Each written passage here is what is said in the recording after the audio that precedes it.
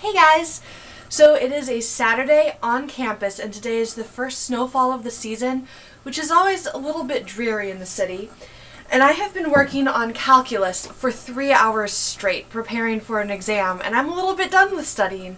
And so I decided to work on one of my more recent orders, which is going to be a headband made out of wire in the same way that I make all my braided circlets that you might see on my blog and website. And in any case, I thought that since I've got one of these already in progress, I have another one to braid and both of them to decorate and form, that maybe you might enjoy seeing a bit of a look into how I make them. This isn't going to be a particularly polished video or anything. It's not a real tutorial, but you might just get a few tips and ideas, and if nothing else, you can kind of see a bit of my process. Alright, so what I'm doing here is taking 18 gauge raw copper wire and measuring it out to 25 inches. When I make circlets, I normally work with 27 inches, but headbands don't need that much. This headband, I'm actually going to make 2 of them, and it's going to be for the bride and the maid of honor in a wedding, which I believe is going to be a rustic theme with some vintage, or at least pearls, on a beach. So that is really exciting. I measured out 9 lengths of it, and here I have this handy little clamp tool that will hold the wire in place so that I can twist it and then start braiding. When I am at home, I have a little vise in my little studio. But when I'm at my dorm, I've got to do what I can do with smaller tools than that. So here I'm just twisting the wire, and then I will start braiding it.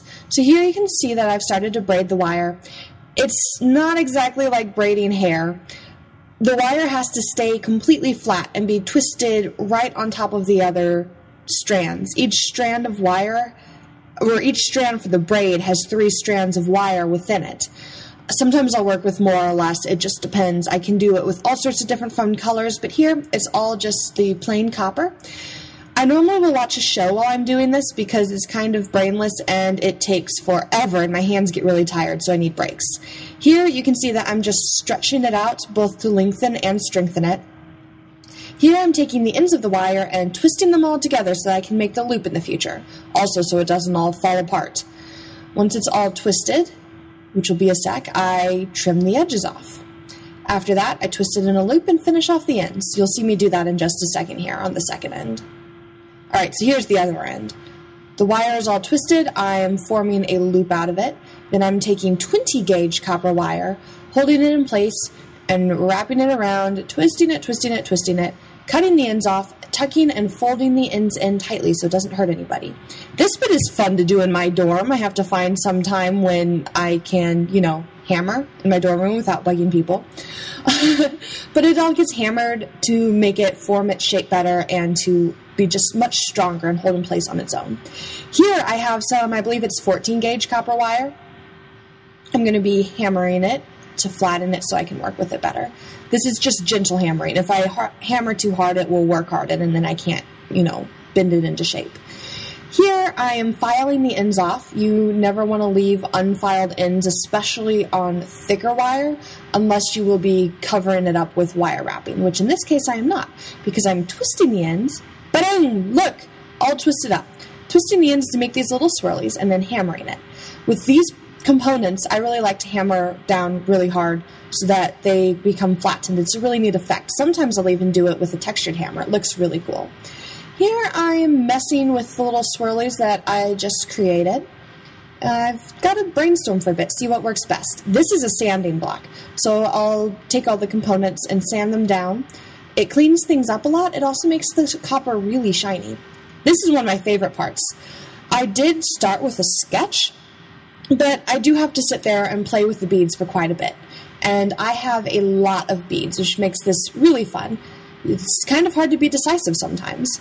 I've been buying these leaf beads in bulk because I use them a lot, which is why I have so many. It's glorious.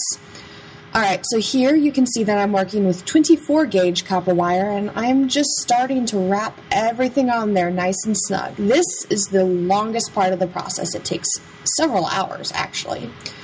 So I just keep wrapping things on. Here I've got pearls, leaf beads, those copper swirls that I made, some crystals, and I'm just threading it all through the headband. One of the cool things about working with raw copper is that it will develop a patina over time, and that just means that the copper will start to turn a dark, warm brown.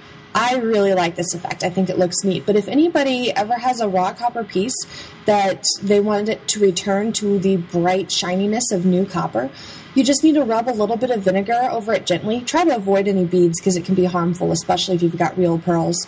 And then rinse it in water and pat it dry. After a couple hours here, you can see that I've got the finished circlet modeled by my roommate. I think it turned out really well. Well, it's not a circlet. I apologize, headband. I think it turned out really well. My customer is pleased with it. It's going to be worn in a wedding, and I am very excited. I hope that you've enjoyed this little sneak peek into how I make these things.